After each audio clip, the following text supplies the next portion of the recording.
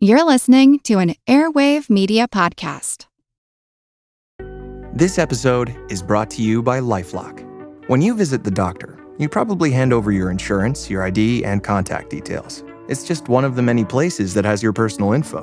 And if any of them accidentally expose it, you could be at risk for identity theft. LifeLock monitors millions of data points a second. If you become a victim, they'll fix it, guaranteed, or your money back. Save up to 40% your first year at lifelock.com/podcast. Terms apply.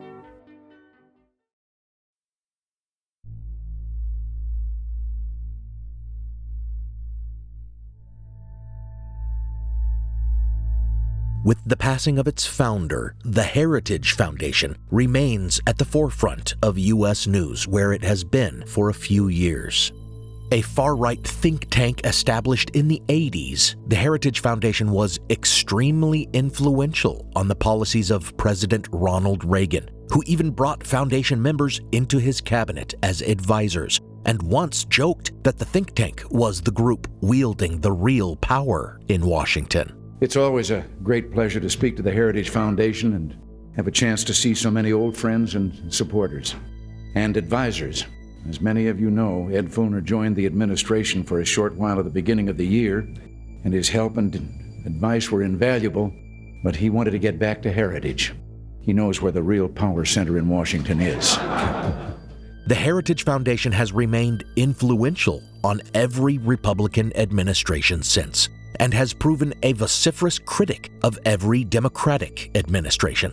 During Trump's 2016 campaign, the Heritage Foundation, like other right-wing think tanks, was unsupportive of his candidacy. But after he won, while most of those brain trusts remained never Trump, the Heritage Foundation aligned itself with the incoming president, advising him on staffing and essentially filling his administration's ranks with foundation alumni and members. During the political realignment that ensued following Trump's first election to the presidency, many right-wing think tanks like the Libertarian Cato Institute came to be viewed by MAGA as leftist, and some loyalist MAGA think tanks have even sprung up to fill the void, like the America First Policy Institute and the Center for Renewing America. But the Heritage Foundation has remained influential simply because it bowed early to the regime.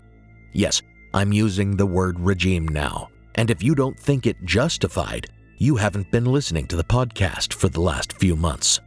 Since the Reagan years, the Heritage Foundation has been releasing a policy recommendation document called the quote-unquote Mandate for Leadership, and in 2022, with an eye toward the return of the Trump regime, they composed one of these that they called Project 2025. It drew a lot of press and criticism when it was eventually published the following year, and for good reason, as the unprecedented transformation of American society that it laid out a plan to achieve appeared aimed at establishing a Christian nationalist autocracy.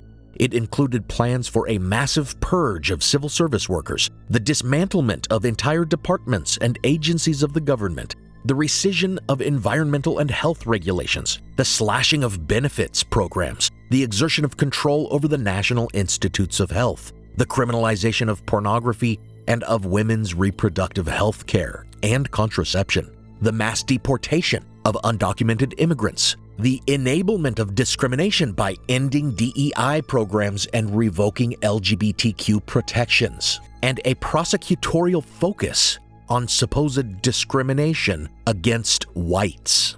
To accomplish their dystopian vision of America, the plan included policies for undermining elections by preventing the Federal Elections Commission from fighting disinformation, for seizing greater control of the press by defunding public broadcasting, revoking White House press corps accommodations, and overhauling the FCC to allow greater media consolidation, and for centralizing and expanding executive power, even flirting with the invocation of the Insurrection Act in order to deploy the military for domestic law enforcement.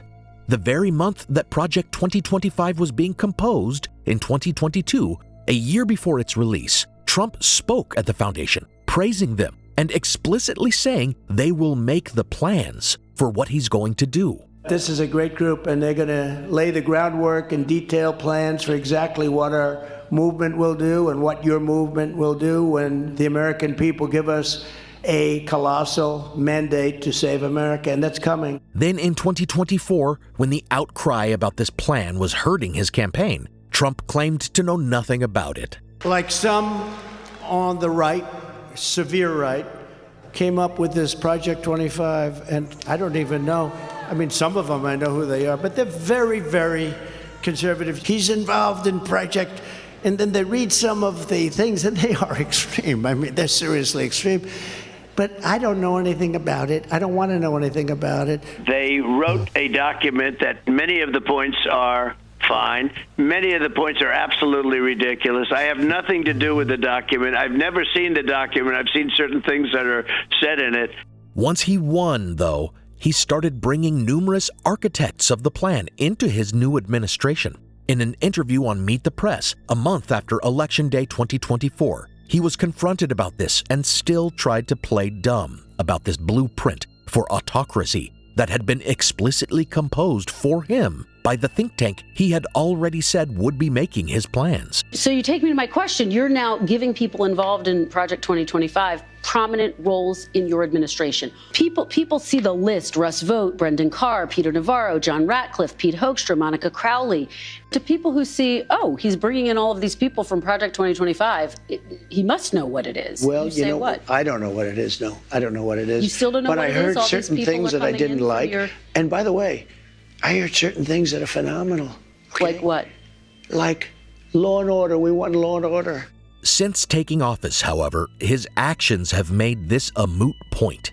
Whether or not he really was aware of all the particulars of the plan when campaigning, he has been systematically implementing it since taking office. In fact, the Center for Progressive Reform has been tracking exactly how they're implementing Project 2025.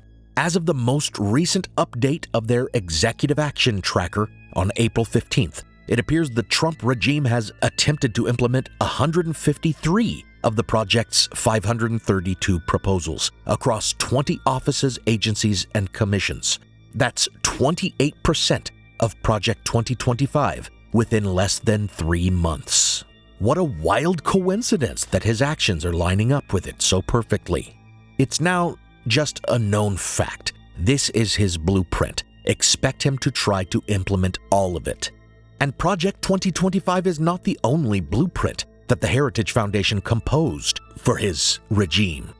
On October 7th, 2023, a Jewish holiday, the militant Palestinian nationalist group Hamas, which governs the embattled Gaza Strip, a Palestinian territory on the Mediterranean coast that has been struggling for sovereignty against Israeli occupation for decades, launched an attack on Israel, firing thousands of rockets before initiating an incursion, striking Israeli military bases and massacring and abducting civilians in numerous communities. News of the attacks spread across the world, embellished at times by false news stories about Hamas atrocities that did not actually occur, including claims of coordinated sexual assault campaigns, children being targeted for torture and mutilation, and even stories of babies being beheaded and hung from clotheslines. To be clear, sexual assaults did occur, though there is no evidence of a coordinated rape campaign being ordered by Hamas. And children did die in the attacks, but in rocket strikes, typically along with their families. Although these lurid stories would eventually be debunked by journalists, they contributed to much support for Israeli Prime Minister Benjamin Netanyahu's ensuing retaliation, including a total blockade and devastating indiscriminate bombardment that would eventually lead to the current humanitarian crisis in the region. But support for Netanyahu was far from universal, even then, and even in Israel, where he was criticized from the beginning for his handling of the developing hostage crisis. In the U.S., the very day after the attacks, pro-Palestinian protesters demonstrated in support of Palestinian resistance to Israeli occupation. Within 10 days, more than 400 pro-Palestinian and pro-Israel protests, counter-protests, and vigils had taken place. And within a year, almost every state in America had been home to a pro-Palestinian protest on some 140 college campuses, far outnumbering the protests advocating for Israeli security and the return of Israeli hostages. Members of the Heritage Foundation saw all this and realized they could use it to their political advantage. In October 2024, on the anniversary of the attacks, it launched Project Esther, providing a blueprint for how the incoming Trump regime could weaponize anti-Semitism as a bludgeon for further targeting immigrants, attacking institutions of higher learning, cracking down on student dissent, smearing progressive politicians, and chilling free speech generally. This is Historical Blindness. I'm Nathaniel Lloyd, and the more I look at the Trump regime's campaign against anti-Semitism, the more anti-Semitic it seems. Thank you for listening to Project Esther and the weaponization of anti-Semitism. Before I continue this episode, I want to thank my newest patron, Funk Lord Earl. Thanks so much to all of my patrons.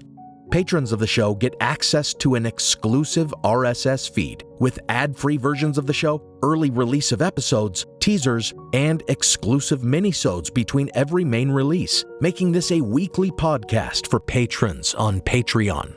If you hear minisodes and think they're little blurbs or insubstantial sound bites, think again. They're fully researched and produced episodes, anywhere from 10 to 15 minutes long, and they tie in with the main episode topics. And they even sometimes fill in the gaps and tell the rest of the story that my main episode didn't have time to tell. For example, after my episode on LGBTQ rights and religious exemption, I went further into the long history of the LGBTQ rights movement and the Lavender Scare. And after my episode on Trump's war on higher learning, I addressed his war on science and research integrity. For listeners who are interested, I also sell these exclusive minisodes for just $3 a pop. So head over to patreon.com/historicalblindness and consider purchasing the occasional blind spot minisode that interests you, or supporting the podcast for as little as $1 a month. Now, let's continue the episode.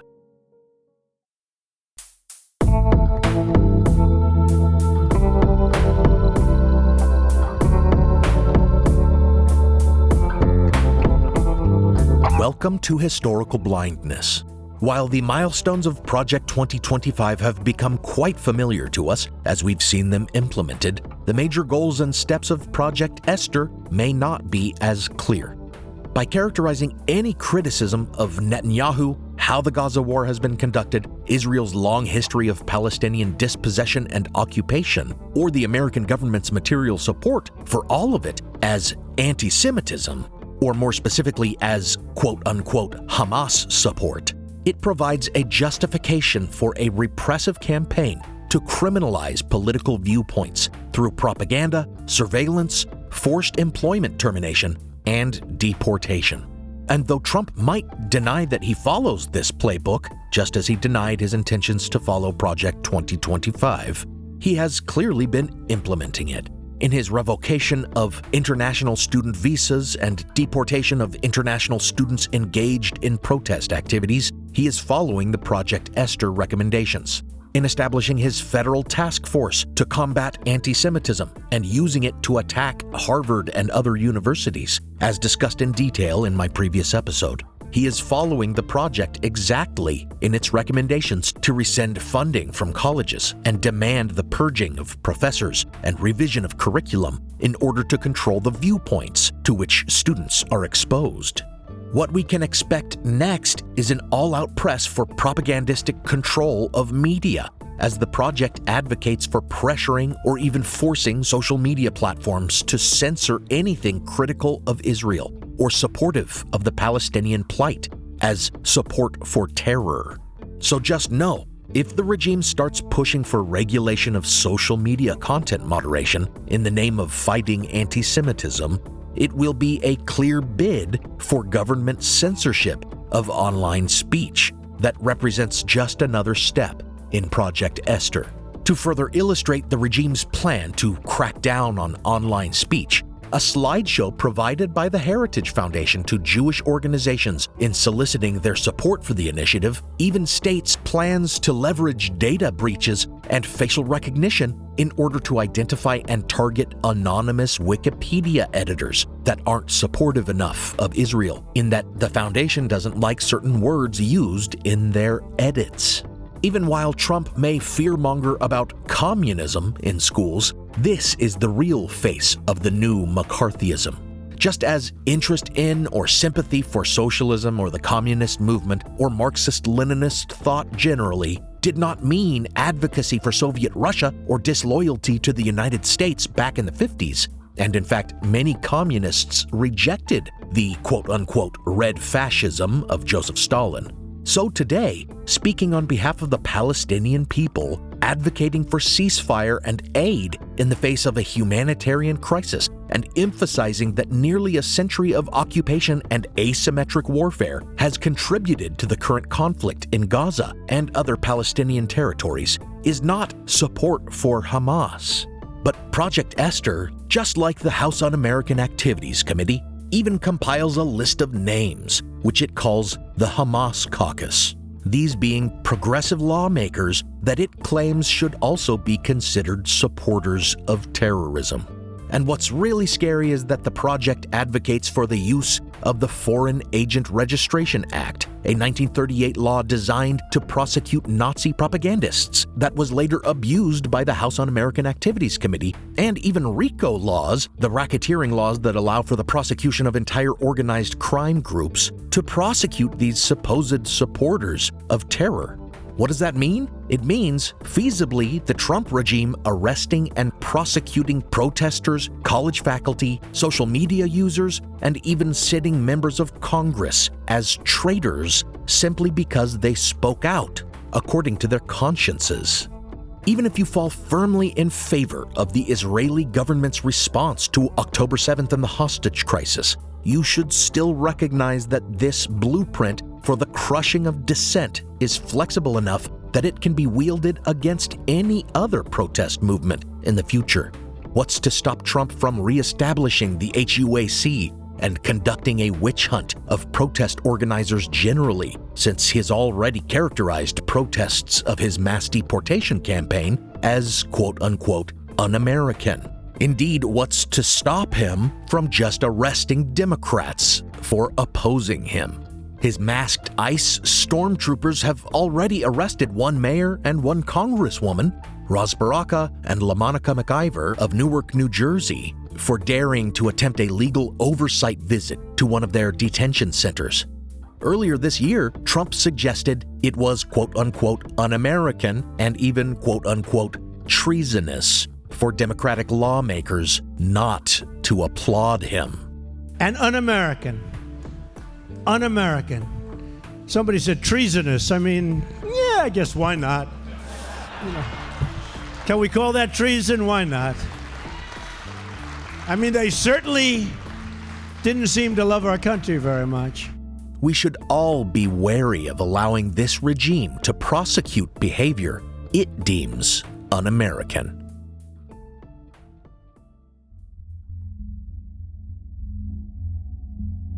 We only need to look back at the earliest conservative actions on campuses in the wake of October 7th to see that these initiatives are less about fighting anti-Semitism and more about creating a chilling effect on free speech.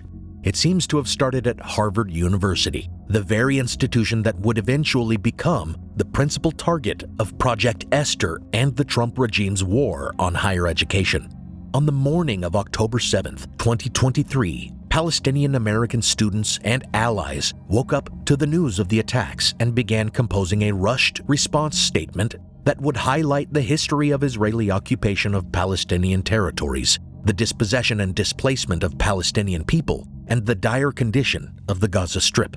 In fact, the statement they composed was originally far longer, including statistics and a more detailed account of history, but they compressed it to be more quote-unquote punchy.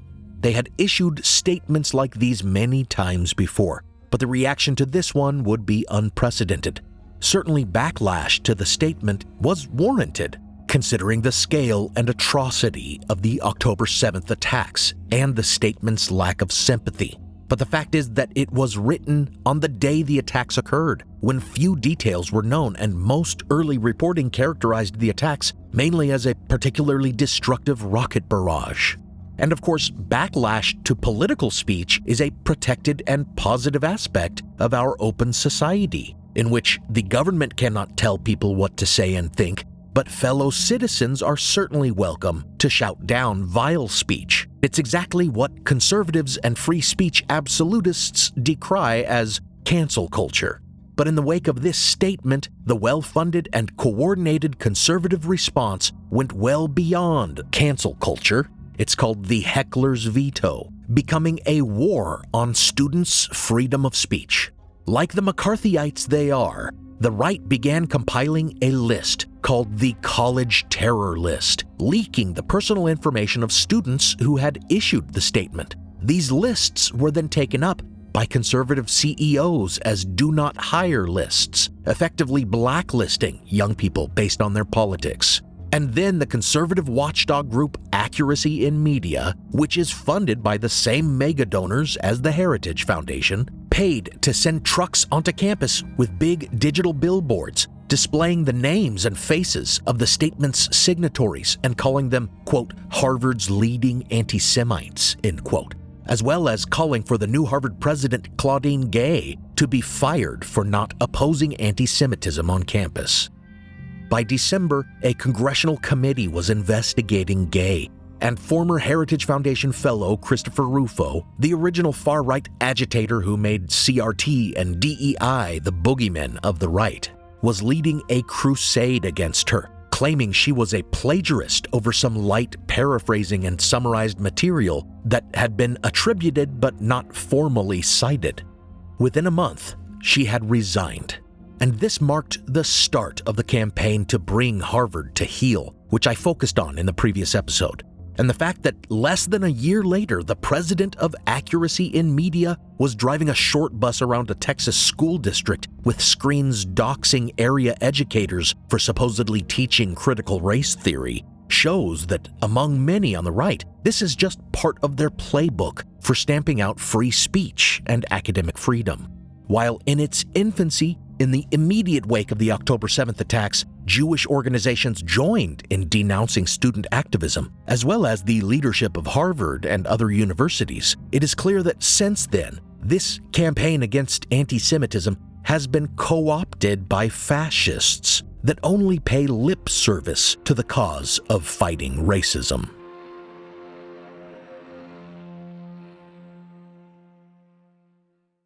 Now for a brief intermission.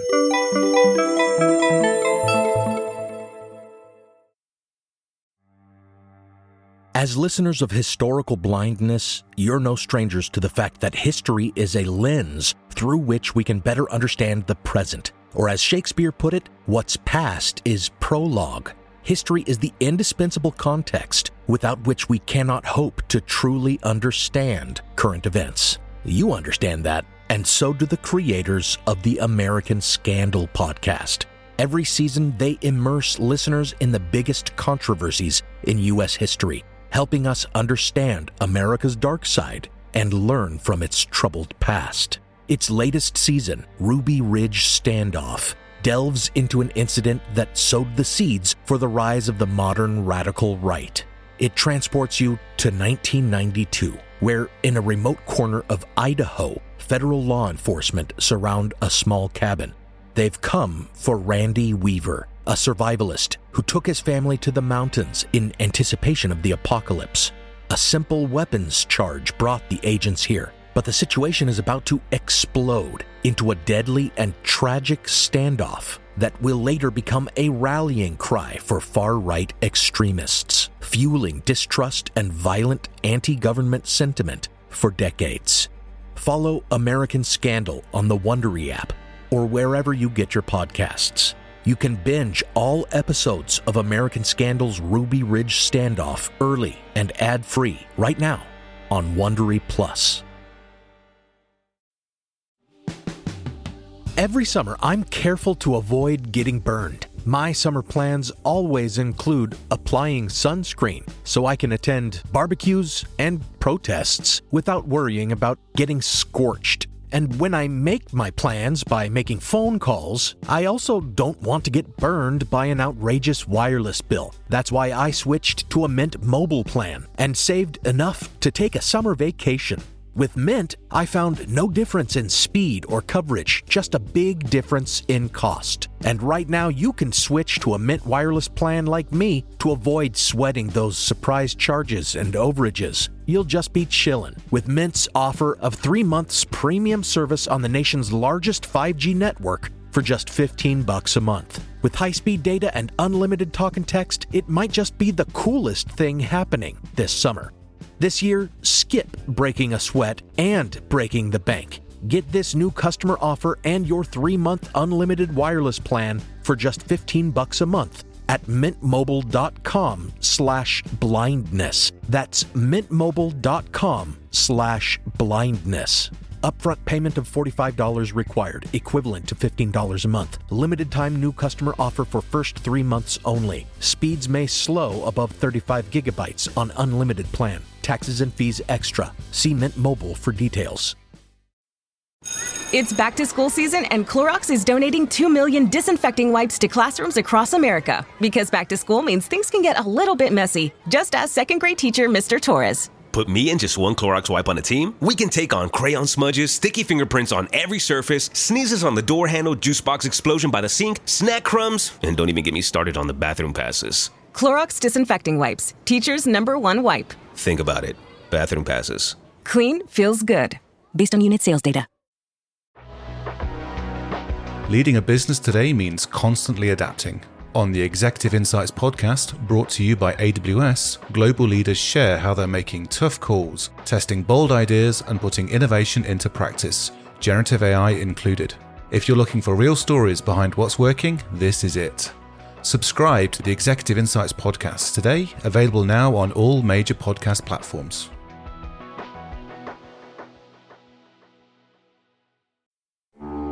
Now, back to the show.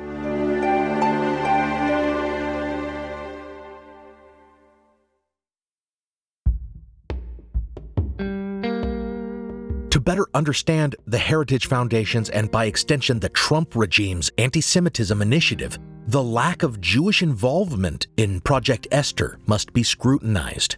As I stated, a slide deck was circulated among Jewish support organizations, but these groups have not supported the project. It is supported almost entirely by evangelical Christian groups, with the one exception being the right-wing Orthodox Coalition for Jewish Values.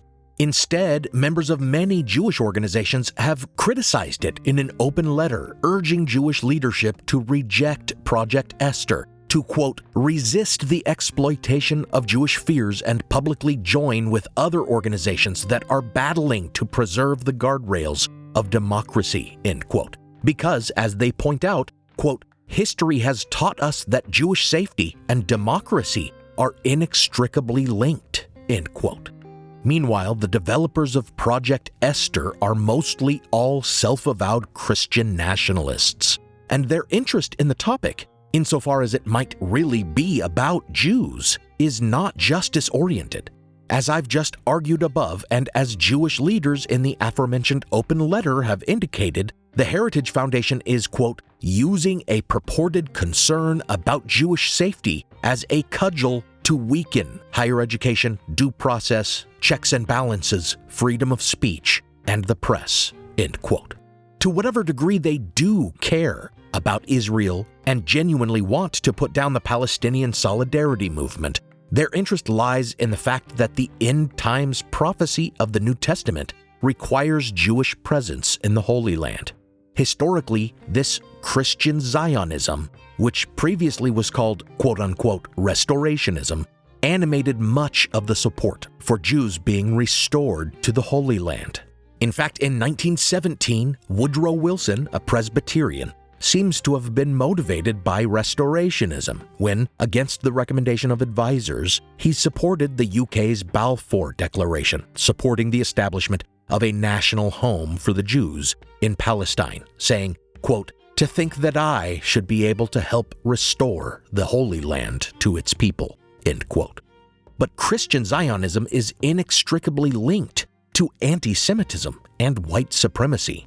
Even the earliest iterations of Zionism in 19th century Europe arose in response to the nationalists and white supremacists who wanted to expel Jews from their countries, but favored the idea of their voluntary exile, like the movement to quote-unquote colonize Africa with freed slaves in the 19th century, supported by Abraham Lincoln. These movements had the obvious positive intention of guaranteeing freedom and self-determination to a historically oppressed people, but they also sprang from the sentiment held by the white majority of these countries that assimilation with these groups was impossible and even unpalatable. These calls for repatriation are similar to others we've seen throughout history too, like Mexican repatriation, and they are not dissimilar from the American right's encouragement of immigrant self-deportation today. Indeed, it is hard to imagine that a policy could be taken seriously as favorable to American Jews when it is proposed by self-described Christian nationalists who by their very nature want to exclude all non-Christians from our culture and allow white Christians to dominate all other groups. And the smoking gun that really reveals Project Esther as a white supremacist scheme is that it fails to call out or make any plans to oppose the most egregious purveyors of real anti-Semitism in the country, far-right neo-Nazis and white nationalists. According to the Heritage Foundation, it's not the KKK, not the Aryan Freedom Network, not the Holocaust deniers of the Institute for Historical Review that are the problem. Rather, it is professors, students, and representatives on the left. In fact, the Heritage Foundation has even been indulging in explicitly anti-Semitic conspiracy theories while promoting its plan for fighting anti-Semitism. That same slide deck that revealed their plans to dox Wikipedia editors also provided a diagram that portrayed the supposed anti-Semitic pro-Palestinian network it hoped to undermine as a pyramidal conspiracy with influential Jews like George Soros at the top, pulling the strings, all in an effort to, quote, dismantle Western democracy's values and culture, end quote. This is precisely a retelling of the virulently anti-Semitic and baseless Jewish world conspiracy theory promoted in the long-debunked Protocols of the Elders of Zion forgery, a hoax that just happens to be a foundational document for Hamas, which would appear to suggest that the Heritage Foundation has more in common with that militant group than do the protesters they're trying to demonize.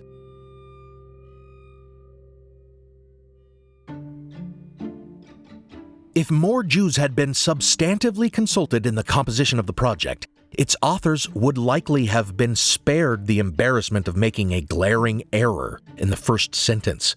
The document starts, quote, "The Torah in the book of Esther tells us," end quote, when Esther is in the writings section at the end of the Hebrew Bible, not in the Torah. The Torah only comprises the first 5 books, or Pentateuch. Furthermore, the Heritage Foundation has been criticized for misusing the Book of Esther based on a childishly simple understanding of it. The Book of Esther tells the story of how a young Jewish woman saves her people from genocide. The story serves as the basis of the holiday Purim, which celebrates their salvation from a planned annihilation. A 4th century BCE Persian emperor is depicted as choosing Esther to be his new wife without knowing she's Jewish. When Esther's cousin Mordecai, the leader of the Jews, will not bow to the emperor's hateful prime minister, Haman, the extermination of the Jews is ordered. But Esther turns the emperor against Haman by revealing that she is herself a Jew, and the emperor executes Haman instead and makes Mordecai his minister. It has been suggested that the Heritage Foundation used this story in order to present itself and the American right as the new savior of the Jewish people, or that it thought the anti-Semitic minister Haman was a useful symbol for Hamas simply because of the similarity of their names, even though they're totally unrelated. Likely, at least one of those is true, perhaps both. But the fact is that this story has long been used by Christian nationalists who repeat one phrase from its 4th chapter, quote, "for such a time as this," end quote, to justify nearly everything they do. In context, the phrase is spoken by Esther's cousin, Mordecai, who tells her, quote, "Do not think that in the king's palace you will escape any more than all the other Jews. For if you keep silent at this time, relief and deliverance will rise for the Jews from another place, but you and your father's family will perish. Who knows? Perhaps you have come to royal dignity for such a time as this," end quote. To Christian nationalists, the phrase is an encouragement to conduct, quote-unquote, spiritual warfare, which is how they characterize their efforts to undermine American democracy and pluralism and tear down the wall between church and state. But more than that, the character of Esther appeals to them as a model of feminine submission. Yes, she advocates for her people, which is a political act, but she does so while remaining subservient to her husband, the emperor's authority. Christian Zionist televangelist John Hagee, for example, praised Esther not for her heroism, but for her, quote, "total submission," end quote.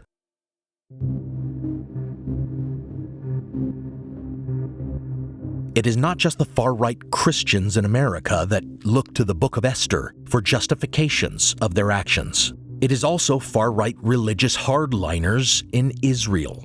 You see, at the end of the book, the emperor decrees that Jews have the right to defend themselves against their enemies. The Jews go on to kill 75,000 people, according to this story, which I should acknowledge is likely a piece of fiction, according to Jewish scholars. This violence, at its conclusion, is typically characterized as self-defense, as the Jews exercising the power to defend themselves against the attack orchestrated by Haman, which, by that interpretation, the emperor was then powerless to stop. However, among some hardline, ultra-conservative Israelis, the passage has been taken as a justification for an exterminationist theology, which claims that the Jews are justified in utterly destroying their enemies, even preemptively.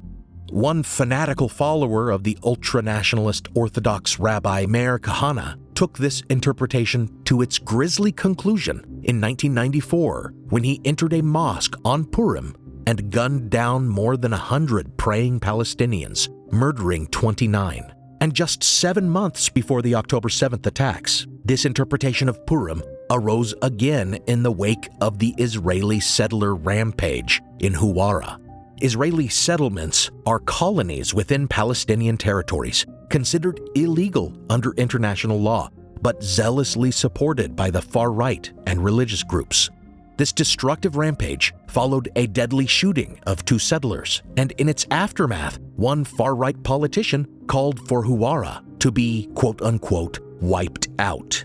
This incident, I think, demonstrates that just as Scripture shouldn't be interpreted out of context, incidents in the Israel-Palestine conflict also cannot be viewed out of context, as they are part of a series of events going back decade upon decade.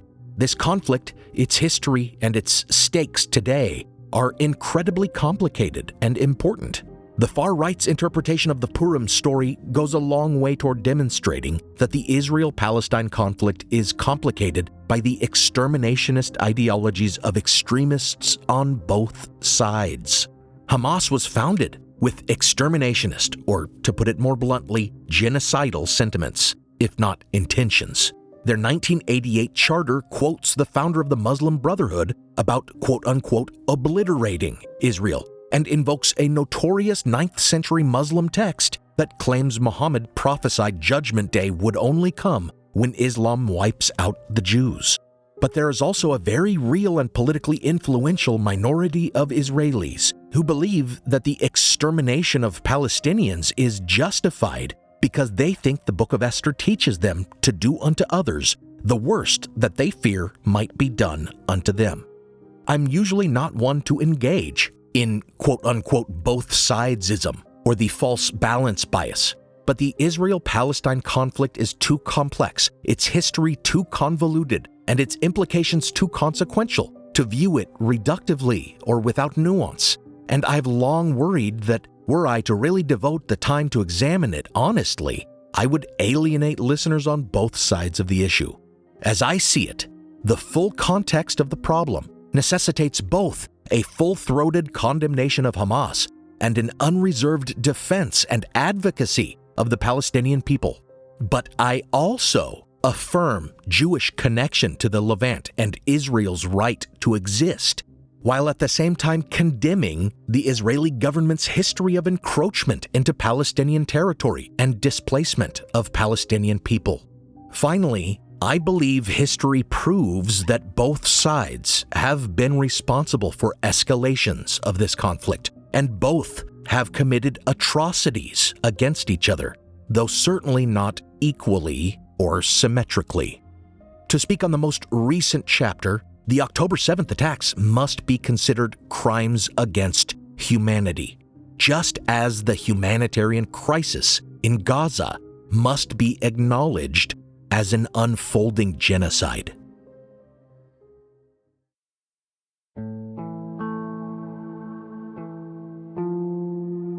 As I wrote this episode, from this point on, I necessarily began to relate the long history of the Israel-Palestine conflict and to further develop and clarify the view I just summarized, which I'm sure many will see as an attempt to not take sides or to have my cake and eat it too. As those Harvard activists composing their statement in 2023 found, my script, like their statement, ended up becoming too unwieldy, swelling to more than twice the length of my usual episodes.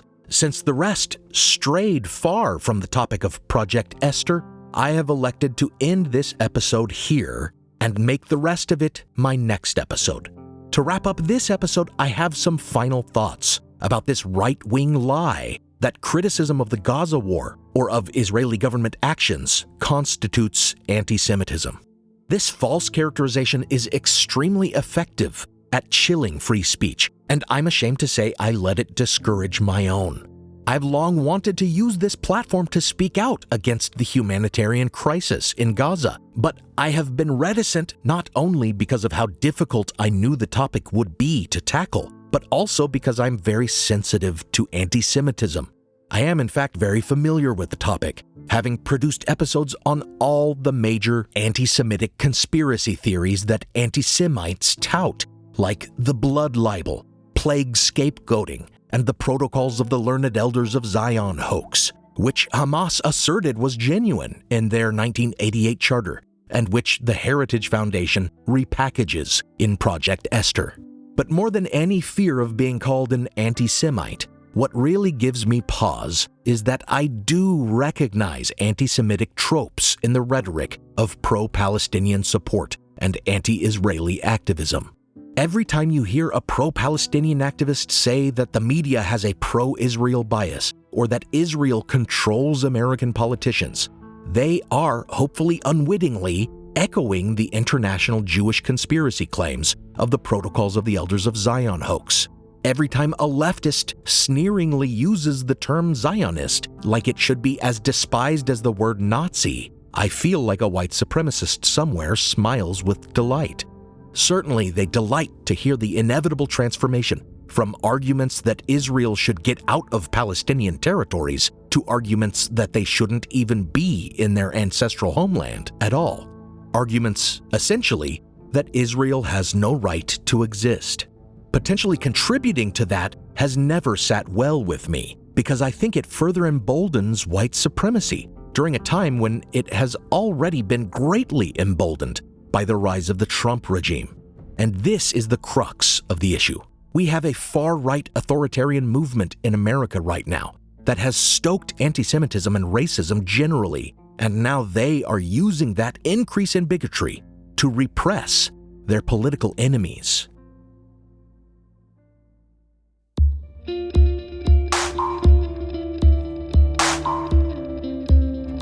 According to the most recent FBI data, anti-Semitic hate crime has spiked some 63% in recent years. And this statistic has been presented to suggest that the Palestinian solidarity movement is inherently anti-Semitic, that its protesters since October 7th have been engaging in hate crimes, but this data is actually showing a year-over-year increase between 2022 and 2023. There is no indication that most of these crimes occurred in the last 3 months of that year, and we don't yet have the data for 2024. If anything, these 2023 numbers reveal that anti-Semitic hate crimes have been on the rise generally and cannot be blamed on the Palestinian solidarity movement. If we look back further, we can see that this trend started during the first year of the Trump regime, when 2017 anti-Semitic hate crime numbers spiked some 57%. Throughout his first term, these numbers climbed to an all-time high, and we all know why. From the earliest days of his political career, Trump has engaged in racist rhetoric, from calling for the execution of the Central Park Five, to suggesting Barack Obama was a Muslim, to insinuating that most Latin American migrants are rapists, to equating both sides of a deadly neo-Nazi rally, to telling progressive congresswomen of color, only one of whom is even foreign-born, that they should go back to their countries of origin. And it's only become more apparent since, with their policies excluding and targeting people of color and making white people a protected class. If the architects of Project Esther and the task force they helped create were serious about combating anti-Semitism, they would look into how the Trump regime has contributed to it. They would look into his connections to the Oath Keepers and the Proud Boys. They would question the ideology of Stephen Miller, the man behind so many of Trump's racist policies, whose leaked emails show he frequents white nationalist websites. They would investigate Trump's association with known anti-Semites, Kanye West and Nick Fuentes, to say nothing of the Roman-saluting Elon Musk.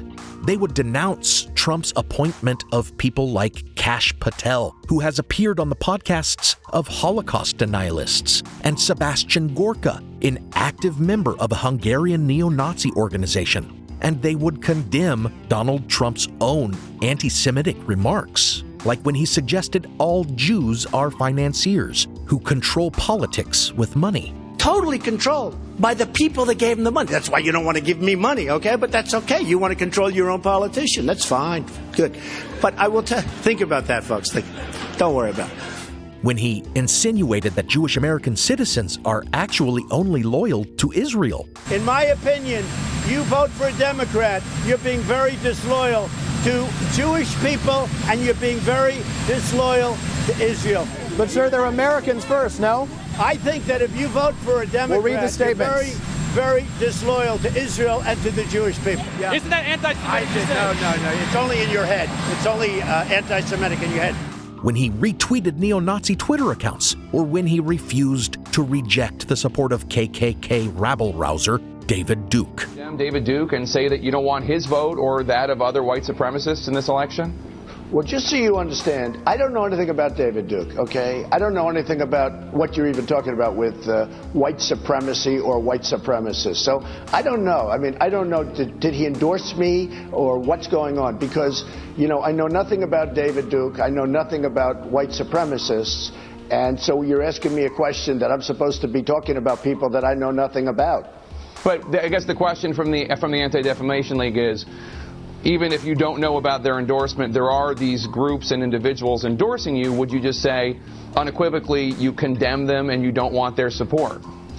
Well, I have to look at the group. I mean, I don't know what group you're talking about. You wouldn't want me to condemn a group that I know nothing about. I'd have to look. If you would send me a list of the groups, I will do research on them, and certainly I would disavow if I thought there was something wrong. But you may have groups in there that are totally fine, and it would be very unfair. So give me a list of the groups, and I'll let you know. Okay. I mean, I'm just talking about David Duke and the Ku Klux Klan here, but...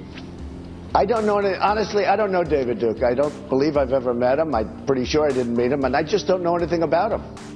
So yes, while I do recognize that some anti-Gaza war rhetoric has fallen into anti-Semitism, anyone who is intellectually honest about this issue must recognize that the real root of anti-Semitism is, as it has always been, on the political right. And right now, rabid anti-Semites are rallying behind a racist president who just recently used an anti-Semitic slur during a rally speech. No death tax, no estate tax, no going to the banks and borrowing from, in some cases, a fine banker, and in some cases, Shylocks and bad people. In my next episode, I will go more in depth into the history of the Jewish people, their presence in the Levant, the establishment of the State of Israel, and their long conflict with the Palestinian people. You can consider it a part 2.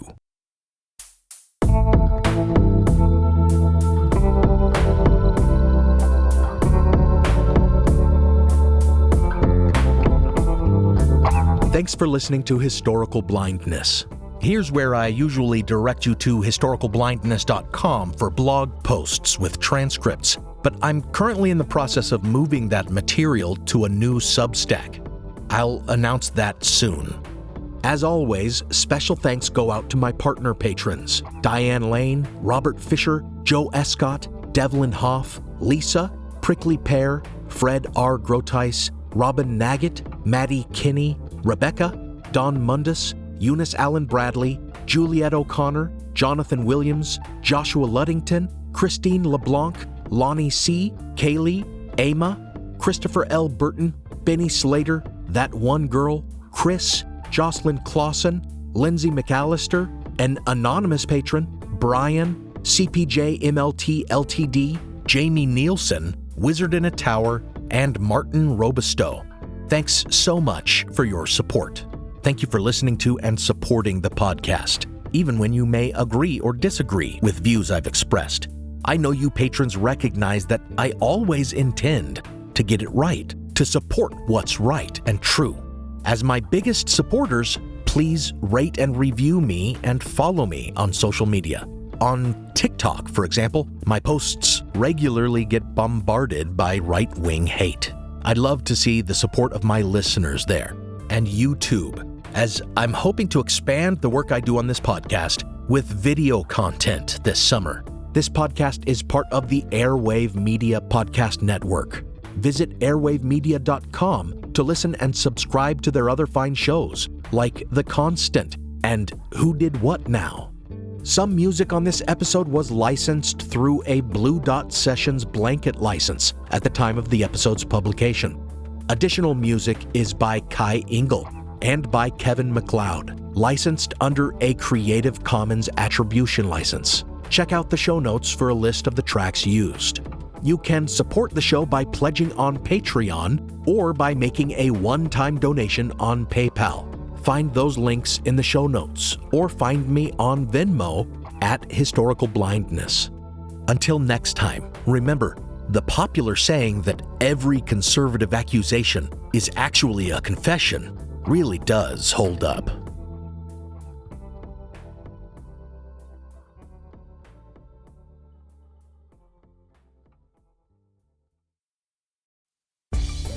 Spend less time staying in the know about all things gaming and more time actually watching and playing what you want with the IGN Daily Update podcast. All you need is a few minutes to hear the latest from IGN on the world of video games, movies, and television with news, previews, and reviews. So listen and subscribe to the IGN Daily Update wherever you get your podcasts. That's the IGN Daily Update, wherever you get your podcasts. If you like this podcast, can we recommend another one? It's called Big Picture Science. You can hear it wherever you get your podcasts, and its name tells part of the story. The big picture questions and the most interesting research in science. Seth and I are the hosts. Seth is a scientist. I am Molly, and I'm a science journalist. And we talk to people smarter than us, and we have fun along the way. The show is called Big Picture Science, and as Seth said, you can hear it wherever you get your podcasts.